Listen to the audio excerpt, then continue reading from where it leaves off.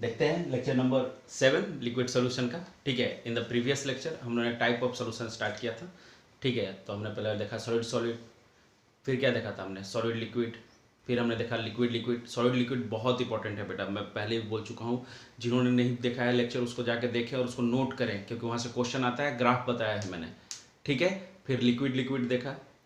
ठीक है, और फिर आपका आज हम लोग देख रहे हैं लिक्विड और क्या, गैस, जो कि हमें एक नया लॉ देगा, उसी के बारे में आज डिस्कस करेंगे। ठीक है, तो चलो चलो आज हम लोग लिक्विड लिक्विड देखते हैं। ठीक है, लिक्विड गैस सॉल्यूशन देखेंगे। ठीक है, लिक्विड गैस सॉल्यूशन। ठीक है, लिक्विड गैस सॉल्यूशन देखेंगे। ठीक है, लिक्विड गैस सॉल्यूशन देख रहे हैं। ठीक है, लिक्विड गैस सॉल्यूशन क्या होता है? लिक्विड गैस सॉल्यूशन, जब गैस डिसॉल्व किया जाए कहाँ पे, लिक्विड के अंदर। ठीक है, तो गैसेस डिसॉल्व, लिखता हूं मैं यहां पे, देखो, गैसेस डिसॉल्व्स इन, क्या बेटा, gases dissolves in, gases dissolves in liquid, gases dissolves in क्या, liquids, liquids to form, to forms क्या, homogeneous, homogeneous solution. Gases dissolve in liquids to form homogeneous solution.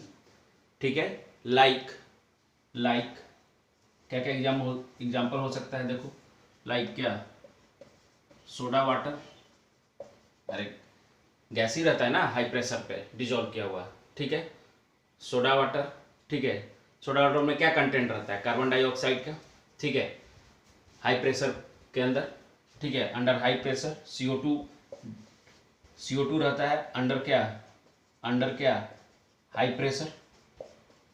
समझ में आ रही बात, क्लियर है बात? अब जरा इसको समझते हैं। अब एक और पॉइंट मैं यहाँ पे लिख देता हूँ, देखो, अगर ऑक्सीजन, ऑक्सीजन जहां पे, oxygen is, oxygen is, oxygen is sufficient, oxygen is sufficient soluble in, कहाँ, water, water, oxygen is sufficient soluble in water to allow, to allow, to allow the क्या, to allow the survival of, survival of क्या, बोलो, aquatic life, अरे जो समुद्री life होते हैं, ठीक है, या जो पानी के अंदर की लाइफ होती है, एक्वाटिक लाइफ इन, इन क्या, सी, या आप लेक्स भी बोल सकते हैं, एंड क्या, लैक। ठीक है, ठीक है, इसके अंदर की जो लाइफ होती है, ठीक है, वही क्या कहलाती है आपकी, एक्वाटिक लाइफ। ठीक है, ऑक्सीजन जहां पे सफिशिएंटली क्या हो, सोल्यूबल इन क्या हो, वाटर हो, to allow the survival of क्या, aquatic life in sea and क्या, लेक्स। क्लियर है सभी को इतना बात? ठीक है, चलो नेक्स्ट देखते हैं, नेक्स्ट देखते हैं चीजों को, नेक्स्ट देखते हैं चीजों को। चलिए, ओके फाइन, इसको हटाऊं, चलो, ओके, रिएक्शन देखते हैं। अभी हमने समझा, ठीक है, कि जो एक्वाटिक लाइफ होता है वो क्यों ठंडे पानी में रहना ज़्यादा प्रेफर करता है कंपेयर देन क्या, हॉट वाटर, क्योंकि in the hot water you know oxygen की सप्लाई क्या होती है, थोड़ी कम होती है, तो उनको सांस लेने में दिक्कत होगा। ठीक है, इसलिए वो कहाँ पे रहना चाहते हैं, cold water, compare then cold water, hot water में ऑक्सीजन की मात्रा कम होती है बेटा, ये ध्यान रखना है। ठीक है, अगर तुम्हें जैसे मैं अगर समझाऊँ, मान लो रिएक्शन से कि लिक्विड प्लस क्या, गैस रिएक्ट कर रहा है। ठीक है, और सोल्यूशन क्या दे रहा है बेटा, लिक्विड सोल्यूशन दे रहा है। ठीक है, समझना, लिक्विड सोल्यूशन दे रहा है। ठीक है, तो हम लोग जानते हैं, देखो, हम लोग जानते हैं ये बात ना, कि गैस में रैंडमनेस ज़्यादा होती है, मोर रैंडमनेस है कि नहीं, मोर रैंडमनेस किसके अंदर, गैस के अंदर होती है कि नहीं। कारण क्या है उसका, लेस क्या, लेस क्या, फोर्स ऑफ अट्रैक्शन। ठीक है, यहाँ पे एक और चीज मैं लिखूं, तो यहाँ पे लिक्विड का जो वॉल्यूम होता है वो कहीं ना कहीं फिक्स होता है, ये तो हम जानते हैं, बट अगर गैस की बात करूं तो यहाँ पे लिख दूं, इसका वॉल्यूम फिक्स नहीं होता है, नॉट फिक्स्ड वॉल्यूम, ठीक है, फिक्स्ड वॉल्यूम भी नहीं है। दूसरी बात, अगर मैं यहाँ पे तुम्हें समझाऊं, अगर गैस किस में जा रहा है बेटा, लिक्विड में जा रहा है, तो ये तो रैंडमनेस है इसमें, मतलब डेल्टा एस बहुत ज्यादा है, ठीक है। रैंडमनेस मतलब क्या, चेंज इन एंट्रोपी, ठीक है, बहुत ज्यादा है। बट अगर जैसी गैस लिक्विड में, इस लिक्विड में जा रहा है, ठीक है, तो अगर वो लिक्विड सोल्यूशन दे रहा है, तो इसका मतलब है कि यहाँ पे जो डेल्टा एस है वो लेस देन क्या है बेटा, 0 है। तभी तो गैस किस में गया, लिक्विड में गया। समझ में आनी चाहिए बात, ठीक है।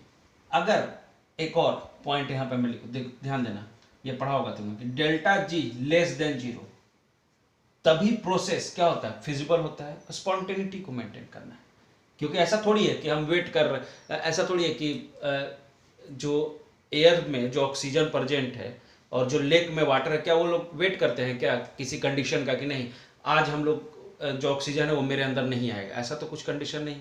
वो तो स्पॉन्टेनियस प्रोसेस है, वो तो होता ही रहता है कि नहीं। तो इसलिए डेल्टा जी क्या होना चाहिए, लेस देन क्या होना चाहिए, 0 होना चाहिए, तभी रिएक्शन क्या होता है हमारा, तभी रिएक्शन क्या होता है हमारा, फिजिबल होता है। तभी रिएक्शन क्या होता है, फिजिबल होता है।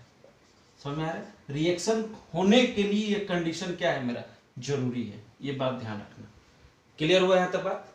चलो अब थोड़ा आगे बढ़ते हैं, थोड़ा आगे बढ़ते हैं, ठीक है। चलो यहां तक क्लियर हो गया सबको, बहुत बढ़िया। अब जरा नेक्स्ट जो पॉइंट है उसको हम लोग देखते हैं, ठीक है। अगर मैं तुम्हें बताऊं कि डेल्टा जी, जो तुम थर्मोडायनेमिक्स में पढ़े हो, कि delta G equal to delta H minus T delta S, क्योंकि यहां पे ध्यान देना है कि हमें जो डेल्टा जी का वैल्यू है वो हमें निगेटिव मेंटेन करना है। तो इसका मतलब है कि अगर ये वैल्यू मेंटेन करना है तो इसको भी हमें क्या कर देना पड़ेगा, निगेटिव करना पड़ेगा, ठीक है। और ये भी क्या रहना चाहिए, लेस देन 0 ही रहना चाहिए, तभी तो ये निगेटिव मेंटेन होगा। समझ में आ रहा है। तो इसका मतलब क्या हुआ यहाँ पे, इसका मतलब ये हुआ कि यहाँ पे डेल्टा एच मोड में है, delta H greater than T delta S. इस कंडीशन पे अगर हो तो हम क्या लिख सकते हैं कि डेल्टा एच मस्ट बी क्या, मस्ट बी क्या, negative. Delta H must be क्या बेटा, negative. Delta H must be क्या बेटा, negative. Delta H must be क्या बेटा, निगेटिव। इसका मतलब है कि अगर इस चीज को तुम समझो तो यहां पे मैं लिख रहा हूं कि द डिसोल्यूशन ऑफ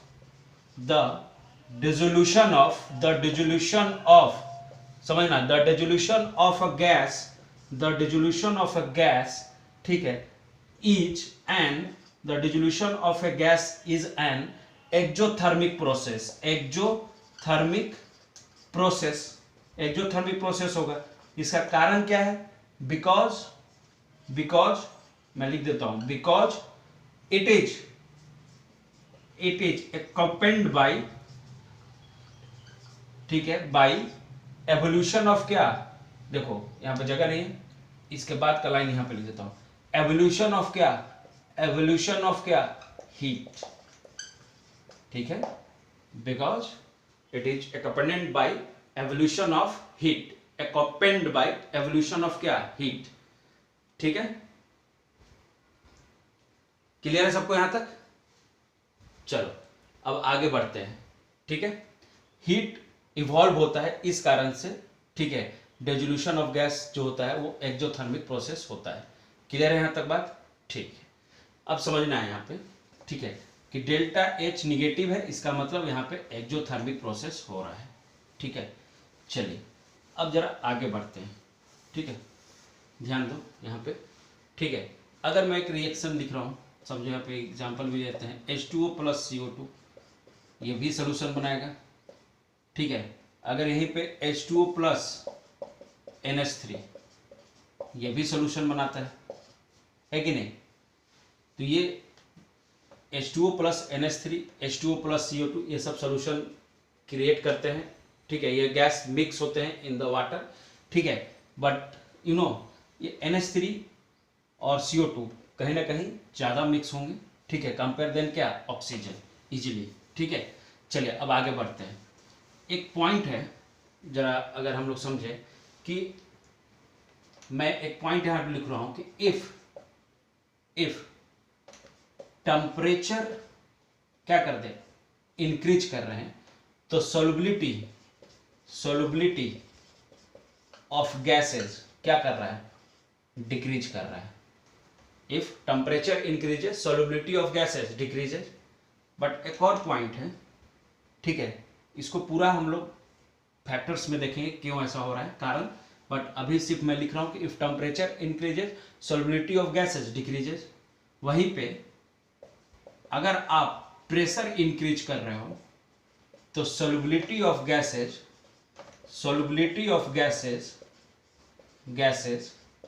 इंक्रीज कर रहा है,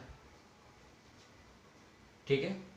if temperature increases solubility of gases decreases, if pressure increases solubility of gases increases. ये 2 पॉइंट है, ठीक है। अब जरा इस 2 पॉइंट के बाद हम लोग फैक्टर्स को देख लेते हैं कि क्या क्या फैक्टर्स होता है लिक्विड गैस सॉल्यूशन में जो इफेक्ट डालता है, ठीक है। तो सोलबिलिटी ऑफ, ये लिख रहा हूं मैं यहाँ पे, सोलबिलिटी ऑफ क्या, gases, solubility of gases in liquids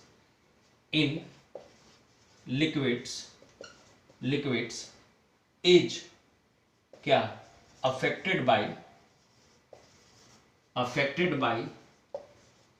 by following क्या factors, affected by following क्या बेटा, factors, ठीक है।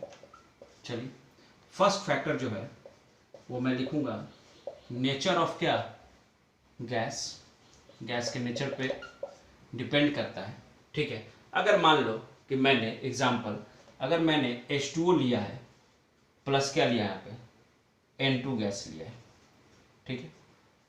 चलिए एक और ले लेता हूँ, यहाँ पे C6 ले लेता हूँ और H6 ले लेता हूँ, प्लस क्या है, N2 गैस है। समझना है, ये सॉल्वेंट है और ये क्या है, सॉल्यूट है। यहाँ ये सॉल्वेंट है, समझना है, और ये क्या है, सॉल्यूट ही है। ये तो क्लियर है। अब सर समझना है ये कैसा सॉल्वेंट है, तो ये सर पोलर है। ये कैसा सॉल्यूट है, नॉन पोलर है। सर ये नॉन पोलर सॉल्वेंट है और ये सर नॉन पोलर सॉल्यूट है। देख लो ध्यान से, ठीक है। अगर दोनों ही सॉल्यूशन बना रहा है, दोनों ही क्या क्रिएट कर रहे हैं, सॉल्यूशन, दोनों ही सॉल्यूशन क्रिएट कर रहे हैं। इसका H1 है और इसका सॉल्युबिलिटी H2 है, समझना है, ठीक है। किसका सॉल्युबिलिटी ज्यादा होगा, किसका सॉल्युबिलिटी ज्यादा होगा, समझना है, किसका सॉल्युबिलिटी ज्यादा होगा, ठीक है। तो अगर मैं बात करूं, हटा दूं इसे, ठीक है, तो जगह बनाता हूं, यहीं पे लिखता हूं, ठीक है, यहाँ पे लिख देता हूं, ठीक है। किसका सॉल्युबिलिटी ज्यादा होगा बताओ, तो तुम बोलोगे सर H2 का S1 से सर ज्यादा है। कारण है कि हम लोग जानते हैं कि कंसेप्ट है कि लाइक डिजॉल्व, लाइक माने सेम जो सॉल्वेंट है वो सेम सॉल्यूट को ज्यादा डिजॉल्व करता है, समझ में आ रही बात। तो लाइक डिजॉल्व क्या, लाइक, इसके कारण से यहां पे H2 का सॉल्युबिलिटी ज्यादा है किससे सर, S1 से। तो इसका मतलब है बेटा, इसका मतलब है, अगर तुम्हें समझाऊं, ठीक है, ये हटा दूं, क्लियर हो गया। तो एक और पॉइंट जो यहाँ पे नोट कर लो, ठीक है, वो तुम लोग गैसीय स्टेट में पढ़े होगे, ठीक है। मैं वो पॉइंट लिख रहा हूं यहाँ पे कि solubility directly proportional to critical temperature. Solubility directly proportional to क्या, क्रिटिकल टेम्परेचर, ठीक है। सॉल्युबिलिटी किस पे डिपेंड करता है, क्रिटिकल टेम्परेचर पे भी डिपेंड करता है। क्लियर है बात यहां तक। चलो अब नेक्स्ट देखते हैं, ठीक है। अब नेक्स्ट देखते हैं आपका नेचर ऑफ क्या, सॉल्वेंट। नेक्स्ट देखते हैं हम लोग नेचर ऑफ क्या, सॉल्वेंट। नेक्स्ट देखते हैं हम लोग नेचर ऑफ क्या बेटा, सॉल्वेंट। अगर मैं नेक्स्ट टॉपिक की बात करूं तो वो है आपका नेचर ऑफ क्या बेटा, सॉल्वेंट। नेचर ऑफ क्या, सॉल्वेंट, ठीक है। अब नेचर ऑफ सॉल्वेंट की बात करें, ठीक है। अगर मान लो कि मैंने क्या लिया यहाँ पे, H2O लिया है, प्लस क्या लिया था, O2। अभी वहां पे N2 लिया था, यहाँ पे मैंने O2 ले लिया, कोई दिक्कत। अब यहीं पे मैं नीचे ईथर ले लूँ, प्लस क्या ले लूँ, O2। अब नेचर ऑफ क्या, सॉल्वेंट की बात कर रहे हैं। तो यहाँ पे जो सॉल्वेंट है वो क्या है, पोलर है। यहाँ पे जो सॉल्वेंट है वो क्या है, नॉन पोलर है। ठीक है, तो यहाँ पे बात करो O2 गैस है, तो कहाँ पे किस सॉल्वेंट में ज्यादा O2 इजिली घुलेगा, तो किस में इजिली घुलेगा बोलो, तो आपका ईथर में ज्यादा घुलेगा, क्योंकि वो नॉन पोलर है। O2 भी क्या है, नॉन पोलर है, इसलिए ज्यादा घुलेगा। तो यहाँ पे O2 कहीं ना कहीं, यहाँ पे O2 क्या होगा बेटा, लेस सोल्यूबल होगा, लेस सोल्यूबल होता है ड्यू टू क्या, नेचर ऑफ क्या, solvent. Nature of solvent water का यहाँ पे पोलर है, इसलिए वो क्या है, लेस सोल्यूबल है, यू नो। और ये यू नो पार्ट्स पर मिलियन हम लोग पढ़ेंगे ना, या पढ़ा होगा आपने मोल कंसेप्ट में, ठीक है, पार्ट्स पर मिलियन। उसी टाइप जो वाटर में ना O2 उसी टाइप फंसा रहता है, मतलब जैसे 1000 वाटर मॉलिक्यूल में 20 O2 तुम्हें दिखेगा। कारण है उसका, तुम समझो जरा, उसका कारण है कि अगर मैं तुम्हें इसका बारे में बताऊं, तो जब O2 का स्ट्रक्चर तुम देखोगे तो एक तरह से केज लाइक का स्ट्रक्चर होता है, ठीक है। तो वहां पे जो ऑक्सीजन होता है वो उसमें ट्रैप्ड होता है, मतलब फंसा हुआ रहता है, ट्रैप हो जाता है, फंस जाता है जाके, ठीक है। तो जितना ऑक्सीजन फंसा रहता है, ठीक है, वही वहां पे मौजूद रहता है। इसी कारण से जो सर्वाइवल है इन द सी, ठीक है, जो भी लाइफ है सी के अंदर, वो इसी कारण से इजिली सर्वाइव करते हैं। ठीक, क्लियर है यहां तक बात। चलो अब आगे बढ़ते हैं थोड़ा, ठीक है। अब नेक्स्ट जो कॉज है उसको देखते हैं, वो है अपना टेम्परेचर, ठीक है। टेम्परेचर के बारे में पहले भी डिस्कस किया, अगर टेम्परेचर बढ़ाओगे तो आपका सॉल्युबिलिटी क्या होगा, कम होगा। तो मैं लिखता हूं यहाँ पे टेम्परेचर के बारे में, ठीक है। अगर मैं टेम्परेचर के बारे में बताऊं तो सॉल्युबिलिटी इनवर्सली प्रोपोर्शनल टू क्या, टेम्परेचर, ठीक है। जैसी तुम हीट देते हो, जैसी तुम हीट सप्लाई करते हो, मतलब टेम्परेचर बढ़ाते हो, ध्यान रखना, जैसी तुम हीट सप्लाई करोगे, तो जो वाटर में ऑक्सीजन मौजूद है, जैसे तुम हीट सप्लाई करोगे, जो वाटर में ऑक्सीजन मौजूद है वो बाहर निकल जाता है, मतलब एक्सपेल्ड आउट हो जाता है, ठीक है। इसलिए जो भी हॉट वाटर होता है, ध्यान देना, मैं ये बात समझा देता हूं, उसको लिख लेना है कि जो भी हॉट वाटर होता है उसमें ऑक्सीजन कम रहता है। और जब भी कोल्ड वाटर होगा बेटा, ध्यान दो, जब भी कोल्ड वाटर होगा वहां पे ऑक्सीजन की मात्रा ज्यादा होगी।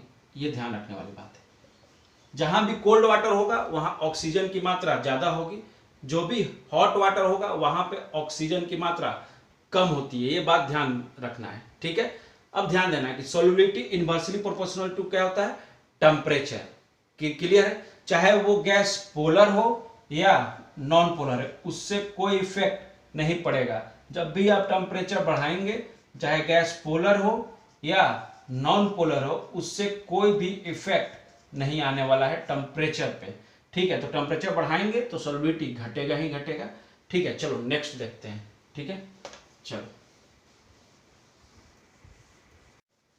ओके बेटा, चलिए अब नेक्स्ट पॉइंट देखते हैं, ठीक है। टेम्परेचर हमने डिस्कस कर लिया, ठीक है। अगर आपको कोई दिक्कत ना हो तो टेम्परेचर के बारे में हमने लिखा था, जो टेम्परेचर के बारे में हमने बोला, ठीक है, जो टेम्परेचर के बारे में हमने बोला, ठीक है, जो टेम्परेचर के बारे में हमने बोला उसको यहाँ पे लिख लेते हैं हम लोग, ठीक है। टेम्परेचर के बारे में जो बोला हमने उसको लिख लेते हैं, ठीक है। चलिए इसको लिख लेते हैं, ठीक है।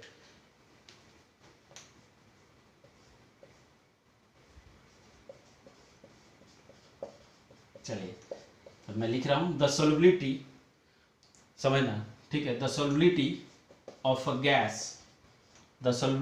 गैस डिक्रीजेज, ठीक है, with the solubility of a gas decreases with increases इन क्या, temperature,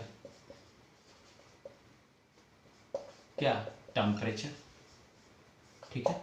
the solubility of gas decreases with increases इन क्या, टेम्परेचर, बिकॉज, कारण क्या है इसका अगर कारण मैं लिखूं, हीटिंग, अगर जैसे ही हीटिंग देते हैं, हीट करते हैं, हीटिंग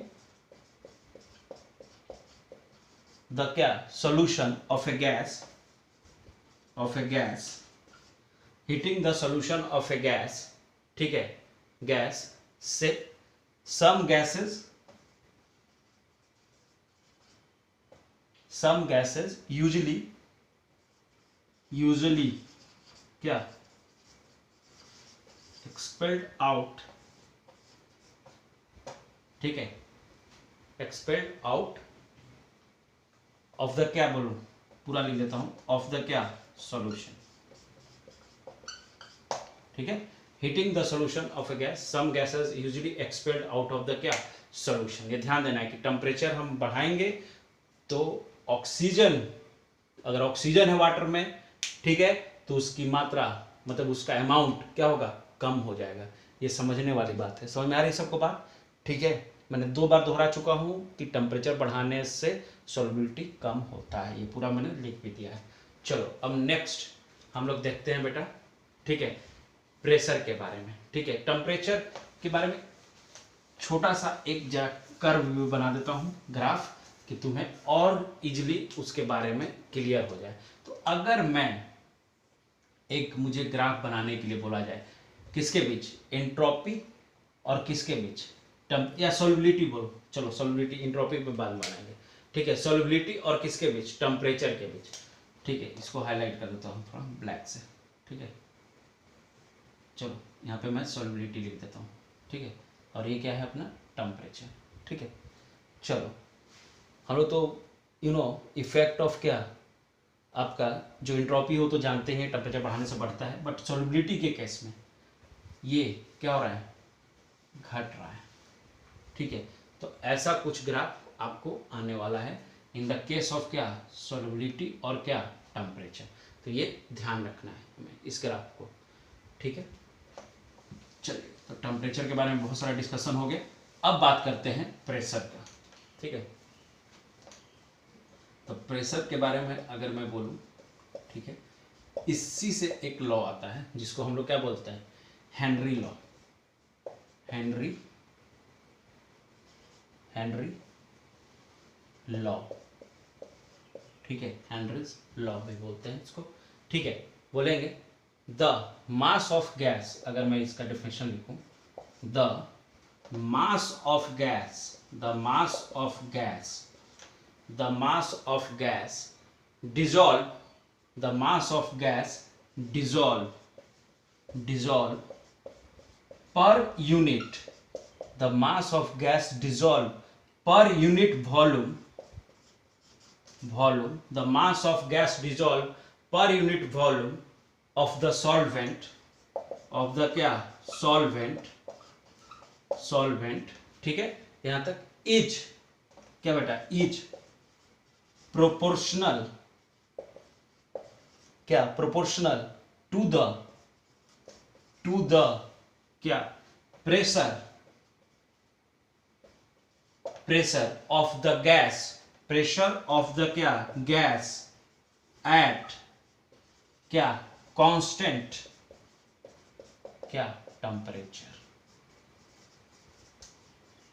ठीक है। मैंने लिखा है कि the mass of gas dissolve per unit volume of the solvent is proportional to the pressure of the gas at क्या कांस्टेंट टेम्परेचर, ठीक है। जो प्रेशर हम लगा रहे हैं क्या होता है, प्रेशर पर यूनिट वॉल्यूम, अरे पर यूनिट एरिया ही लगाते हो ना प्रेशर, उसी को तो बोलते हैं इन द केमिस्ट्री, ठीक है। तो जो जितना हम पर्टिकुलर उस एरिया पे जो फोर्स हम एग्जर्ट कर रहे हैं, उससे जो गैस डिजॉल्व हो रहा है उस पर्टिकुलर एरिया में, जो सॉल्वेंट में डिजॉल्व हो रहा है, उसी को क्या बोलते हैं हम लोग, हेनरी लॉ बोलते हैं। ये ध्यान रखना, जहां पे हमारा टेम्परेचर क्या है बेटा, कांस्टेंट है, इस कारण से इसको हम लोग माने आइसोथर्मल प्रोसेस भी में काउंट करते हैं, ठीक है। इसको आइसोथर्मल प्रोसेस में काउंट किया जाता है। इसका मतलब है कि प्रेशर ऑफ द गैस, अगर मैं हटा दूं अब, ठीक है, चलो आपने लिख लिया होगा। तो अगर मैं यहाँ पे डिफिनेशन को रब कर दूं, ठीक है, ये लिख लेना है। और अगर मैं लिखूं कि प्रेशर, देखो मैं सॉल्यूशन का नहीं लिख रहा हूं, मैं प्रेशर ऑफ द क्या लिख रहा हूं, गैस लिख रहा हूं। इसका मतलब मैं पार्शियल प्रेशर की बात कर रहा हूँ, ये ध्यान देना। प्रेशर ऑफ द गैस, मैं पहले ही क्लियर कर दिया हूँ कि मैं गैस के प्रेशर की बात कर रहा हूँ, मैं पूरे सोल्यूशन की बात नहीं कर रहा हूँ। Pressure of the gas directly proportional to क्या, सोल्युबिलिटी। ठीक है, pressure of the gas directly proportional to the क्या, सोल्युबिलिटी। इसका मतलब है, या मैं इसको ऐसे लिख सकता हूं कि प्रेशर डायरेक्टली प्रोपोर्शनल टू क्या, एम ऑफ गैस। अरे अभी बोला था ना मास ऑफ गैस, तो इसके प्रोपोर्शनल होगा। अरे होगा कि नहीं? इसका मतलब है कि ये कौन सा है प्रेशर, ये कौन सा है, partial pressure of the gas है। यही बात मैंने यहां भी बोला था, पार्शियल प्रेशर ऑफ द क्या है, गैस है। क्लियर है बात? यहां तक क्लियर है? अगर तुम इसको पर्सनालिटी को हटाओ तो P इक्वल टू क्या लिख सकते हो, के एम ऑफ द क्या, गैस। ये के, ये मत समझना कि ये हेनरी लॉ वाला है, नहीं। ठीक है, क्लियर है बात? पर्सनालिटी हटाए हैं तो के लिखे हैं, ठीक है। उसका अलग यूनिट वगैरह होता है, ठीक है। KH का अलग यूनिट होता है, तो वो अलग है, ठीक है। तो ये ध्यान देना है। क्लियर है बात यहां तक? चलो अब जरा समझते हैं कि लिक्विड गैस सॉल्यूशन अगर है और हेनरी लॉ है, ठीक है। अगर लिक्विड गैस सॉल्यूशन है, ठीक है, उस के को आप हेनरी वाला मत समझिएगा, जब तक उसमें KH नहीं लग जाएगा, H नहीं लगेगा, तब तक वो हेनरी कांस्टेंट नहीं कहलाएगा, ठीक है। वो मैंने पर्सनालिटी हटाया है तो के लिखा है, कांस्टेंट मैंने माना है, ठीक है। तो अगर मैं यहाँ पे लिख रहा हूँ कि लिक्विड और गैस सॉल्यूशन के अंदर अगर हम बात कर रहे हैं किसका, हेनरीज लॉ का, ठीक है। तो अगर मैं लिख रहा हूं कि P gas directly proportional to क्या, ध्यान देना, डायरेक्टली प्रोपोर्शनल टू, वहां पे M लिखा था, यहां पे अब मैं लिख रहा हूं मोल फ्रैक्शन ऑफ गैस। ध्यान देना, मोल फ्रैक्शन ऑफ द गैस लिख रहा हूं, ठीक है। तो अगर मैं यहां पे प्रोपोर्शनलिटी हटा के अब अगर मैं इसको लिखूं कि KH, ध्यान देना, KH mole fraction of the, ये क्या है, मोल फ्रैक्शन है, मोल फ्रैक्शन ऑफ द क्या मेरा गैस है। ये तो तुम समझ रही हो, पार्शियल प्रेशर ऑफ द क्या है, गैस है, ठीक है। क्लियर है बात? इसी यही मेरा फर्स्ट फार्मूला भी है। इसको हम लोग क्या बोलते हैं, हेनरी कांस्टेंट बोलते हैं। इसको क्या बोलते हैं, हेनरीज कांस्टेंट बोलते हैं, KH को। इसका वैल्यू हम लोग ATM बार या टॉर में लिखते हैं। यूनिट की अगर बात करें तो ATM बार या टॉर में लेके चलते हैं। क्लियर है बात? यहां तक बात क्लियर है? ठीक है। अब जरा एक और पॉइंट जरा समझ लेते हैं। इसको हटा दूं, इसको हटा दूं, ठीक है। अगर मैं इसी फॉर्म को मैंने लिखा, अगर मान लो कि इसको मैं ऐसे लिख दूं कि मोल फ्रैक्शन ऑफ गैस, ऐसा जरूरी नहीं है कि P अगर डायरेक्टली प्रोपोर्शनल X के है तो X भी उसके डायरेक्टली प्रोपोर्शनल हो, बहुत सारी जगह नहीं होता है, बट यहाँ पे है। तो X डायरेक्टली प्रोपोर्शनल टू क्या है, P, माने mole fraction of the gas directly proportional to क्या, प्रेशर ऑफ क्या, गैस। तो यहाँ पे X गैस इक्वल टू क्या हो जाएगा, KH डैश, क्योंकि इनवर्स हो गया ना, तो KH डैश क्या है, इनटू क्या है, P। तो यहाँ पे अब ATM इनवर्स में लिखाएगा और बार भी क्या लिखाएगा, इनवर्स में। यूनिट में चेंजेस आ जाएगा मैथमेटिकली अगर तुम इसको देखो तो, ठीक है। तो ये भी लिख सकते हैं, ठीक है। क्लियर है यहाँ तक बात क्लियर है? ठीक है।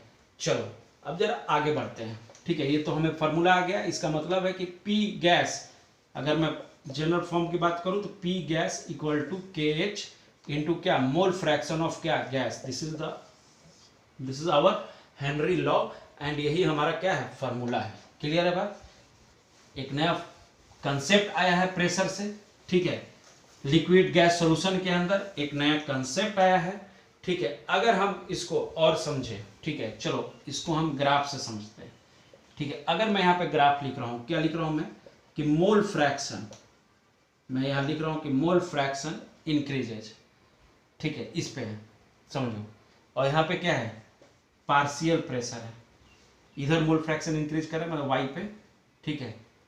और यहाँ पे क्या है, पार्शियल प्रेशर ऑफ द क्या, गैस।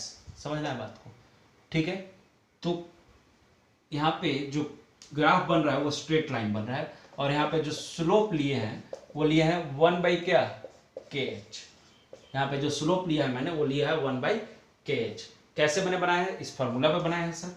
P इक्वल टू क्या, के एच इंटू क्या बोलो मोल फ्रैक्शन ऑफ क्या गैस, तो ये y है, ये mx प्लस सी पे बन गया। क्लियर है सबको? चलो इसका मतलब है, ध्यान दो, एक और पॉइंट यहीं पे मैं समझा देता हूँ, इसको हटाओ, ध्यान दो, ये सब लिख लेना है, ठीक है, ये अभी हेनरी लॉज में ही चल रहा है। एक और पॉइंट मैं लिख रहा हूँ, देखो नोट करके, और तुम्हें वो मैं प्रूफ भी कर दूंगा, ठीक है, नोट करके देखो।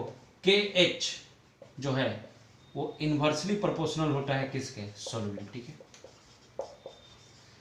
बहुत लोगों का दिमाग खराब हो गया, सर कैसे सर, अभी मैं बता रहा हूँ कि कैसे, ठीक है। तो मैं एक ये लिख लो, इंपॉर्टेंट है, क्वेश्चन आता है इस पे डायरेक्ट, सिर्फ डाटा दिया रहता है, कंपेयर करना होता है। तो अगर मैं बताऊं तुम्हें, तो मैं यहाँ पे लिख रहा हूँ कि different gases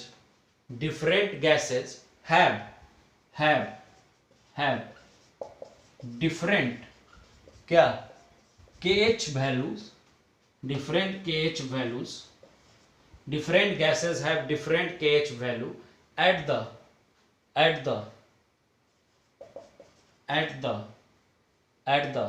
क्या सेम टेम्परेचर, ध्यान देना है। this suggests that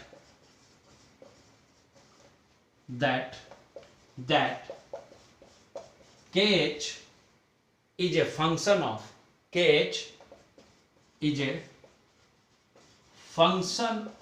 क्या of the nature of क्या gas। Different gases have different kh value at the same temperature. This suggests that kh is a function of the क्या nature of the क्या gas। अब जरा देख लेते हैं कैसे भाई, हटा दूं, चलो अब जरा इसको, इस जो ये डिफिनेशन है इसको जरा मैं आपको कुछ डाटा से यहाँ पे दिखाता हूँ। मान लो कि मैं यहाँ पे लिखा गैस, ठीक है, यहाँ पे मैं टेम्परेचर लेके चल रहा हूँ, और टेम्परेचर मैं किस में ले रहा हूँ, केल्विन में, ठीक है, और यहाँ पे मैं केएच वैल्यू लेके चल रहा हूँ, ठीक है, और केएच वैल्यू किस में लेके चल रहा हूँ, बार में, के किस में लेके चल रहा हूँ, के बार में, ठीक है, कोई दिक्कत। अब मान लो कि गैस मैंने लिया है, हीलियम लिया है, समझना है, H2 लिया है, और आपका N2 लिया है, टेम्परेचर फिक्स है, मान लो कि 293 केल्विन है, ठीक है। इस टेम्परेचर पे अगर हीलियम का केएच वैल्यू देखोगे तुम तो 144 पॉइंट कुछ 97 के अप्रॉक्स आता है, इसका देखोगे 69.16, और इसका देखोगे तो 76.46 ऐसा कुछ आता है, ठीक है। तो तुम देखो यहाँ पे, अगर तुम यहाँ पे देखोगे इसका 56 समथिंग आता है, 56.46, ठीक है, कम रहता है, ठीक है। तो मैंने बोला था कि केएच वैल्यू जितना कम होगा उतना ही क्या होगा, सॉल्युबिलिटी ज्यादा होगा, क्योंकि केएच वैल्यू ज्यादा तो सॉल्युबिलिटी कम, केएच वैल्यू ज्यादा तो सॉल्युबिलिटी क्या होगा, कम होगा, ठीक है। तो इसका मतलब है कि अगर तुम ध्यान दो, इसका मतलब है तो तुम ध्यान दो यहाँ पे कि अगर मैं बात बोलूं तो N2 का सॉल्युबिलिटी सबसे ज्यादा होना चाहिए क्योंकि उसका केएच वैल्यू सबसे कम है, फिर उसके बाद किसका होना चाहिए, H2 का, फिर किसके बाद क्या होना चाहिए, हीलियम का, क्योंकि हीलियम का केएच वैल्यू तुम देखो सबसे ज्यादा है, तीनों का टेम्परेचर सेम है बट हीलियम का केएच वैल्यू सबसे ज्यादा है, फिर उसके बाद किसका ज्यादा है, H2 का, और सबसे कम किसका है, N2 का, ठीक है। एक बार N2 का डाटा वेरीफाई कर लेंगे, ठीक है, 56 पॉइंट समथिंग ही होता है, ठीक है, ये डाटा गिवन रहता है, ठीक है। तो चलिए हर टेम्परेचर पर अलग अलग डाटा होता है, तो उसके लिए कोई दिक्कत की बात नहीं, वो गिवन रहेगा आपको। तो N2 ये मैंने माना है, जूम किया है ये सब, ठीक है। तो N2 ग्रेटर देन क्या, H2 ग्रेटर देन क्या, हीलियम, इसका मतलब सॉल्युबिलिटी ऑर्डर अगर आप देखो, सॉल्युबिलिटी ऑर्डर आप देखो तो N2 सबसे ज़्यादा क्या है, सोलुबल है, कंपेयर देन क्या, H2, फिर उसके बाद क्या, हीलियम, क्योंकि तुम यहाँ पे देखो तो हीलियम का केएच वैल्यू सबसे ज़्यादा है, और कारण तुम एक और देखो कि यहाँ पे टेम्परेचर सबका क्या है, सेम ही है, बट सारे गैस का केएच वैल्यू अलग अलग है, जो अभी मैंने स्टेटमेंट दिया था उसी पे तो है ये क्वेश्चन, ये क्वेश्चन ही था, मैंने उसको जस्ट एग्जांपल के रूप में ले लिया है। तो सॉल्युबिलिटी ऑर्डर हमारा ये हो गया कि N2 greater than H2 greater than क्या, हीलियम। क्लियर है यहाँ तक बात सभी को? चलो एक और पॉइंट इसमें देख लेते हैं, ठीक है, हटाओ, चलो ये प्रेशर हटा दो, हेनरी लॉ में देख रहे हैं, ठीक है, सब कुछ नहीं है, पॉइंट अपना बना के लिखना है, ठीक है। एक और नोट करके पॉइंट लिखो, ठीक है, एक नोट करके पॉइंट लिख लो, एक नोट करके पॉइंट लिख लो। Solubility of gas decreases, solubility of gas decreases with increases of क्या, टेम्परेचर। तो यहां पे मैं लिख दूं कि सॉल्युबिलिटी ऑफ गैस, ठीक है, या ऐसे लिखो solubility of gases decreases with increases of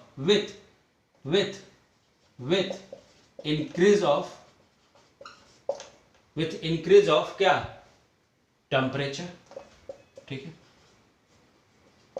solubility of gas decrease with increase of क्या, टेम्परेचर। क्या रीजन है, तो रीजन हम लोग जानते हैं, ठीक है, क्लियर है बात। तो यहां पे अगर मैं देखूं कि O2 है और चलो एक और O2 है, दोनों O2 ही है, बस थोड़ा सा ध्यान देना है। यहाँ पे टेम्परेचर लिखा है मैंने और यहाँ पे KH वैल्यू लिखा है, यहाँ पे कंपेयर कर रहा हूँ। ये 293 है और ये 303 है, ठीक है।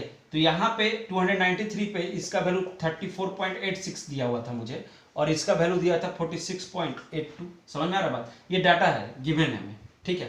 तो तुम देखो टेम्परेचर तुमने बढ़ाया तो गैस तो वही है, O2 ही है, बट यहाँ पे देखो उसका सॉल्युबिलिटी घट गया है टेम्परेचर बढ़ाते ही, क्योंकि KH वैल्यू बढ़ गया। समझ में आ रही बात। तो ये हमें ध्यान देने वाली बात है, ये सारे पॉइंट हमें ध्यान देने वाली बात है, क्योंकि देखो जो गिवन डाटा है उसके अनुसार तो हम कंपेयर कर ले रहे हैं, ठीक है। बट अगर हमें डाटा ना गिवन हो, ठीक है, तो फिर हम कैसे कंपेयर करें, तो हमेशा हमको किससे ध्यान देना है, टेम्परेचर से। अगर ये ना गिवन है तो टेम्परेचर पे ध्यान देंगे। क्लियर है बात, चलो ओके। अब जरा एक छोटा सा क्वेश्चन जो कि एम्स में आया हुआ था, ठीक है, उसको हम लोग जरा डिस्कस कर लेते हैं, ठीक है। एम्स में आया हुआ था ये क्वेश्चन, मैंने लिखा भी हुआ है, उसको डिस्कस कर लेते हैं कि द वैल्यू ऑफ, क्वेश्चन है एम्स 2014 में आया था ये, कि the value of Heinrich constant, the value of Heinrich constant KH is, the value of Henry constant, the KH is, पहला ऑप्शन था कि greater for gases, ऐसे लिखो greater for gases with higher क्या, higher solubility, greater for gases with higher क्या, solubility। B option देखते हैं, greater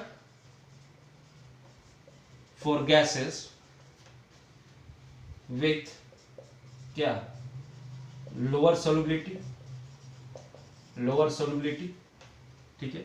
C option देखते हैं, कांस्टेंट फॉर क्या, ऑल गैसेस, फॉर क्या, ऑल गैस, ठीक है। या डी बोल रहा है कि नॉट रिलेटेड टू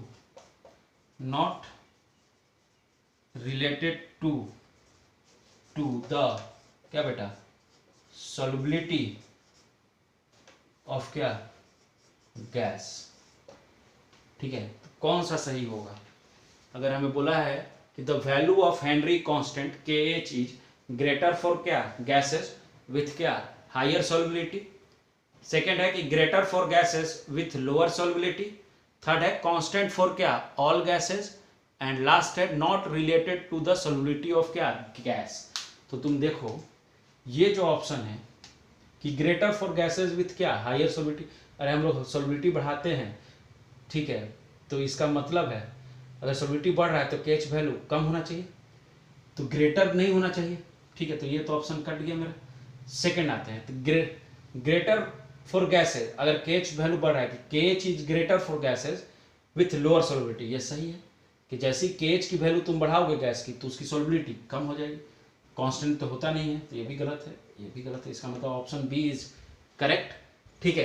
तो चलो आगे इसी लेक्चर को हम लोग क्या करेंगे, कंटिन्यू करेंगे और मिलेंगे क्या, नेक्स्ट क्लास में, और वहाँ पे हम लोग नेक्स्ट कमिंग क्लास में हम लोग रॉल्स लॉ डिस्कस करेंगे। चलिए थैंक यू सो मच बेटा, ठीक है, मिलते हैं नेक्स्ट क्लास में, चलिए थैंक यू।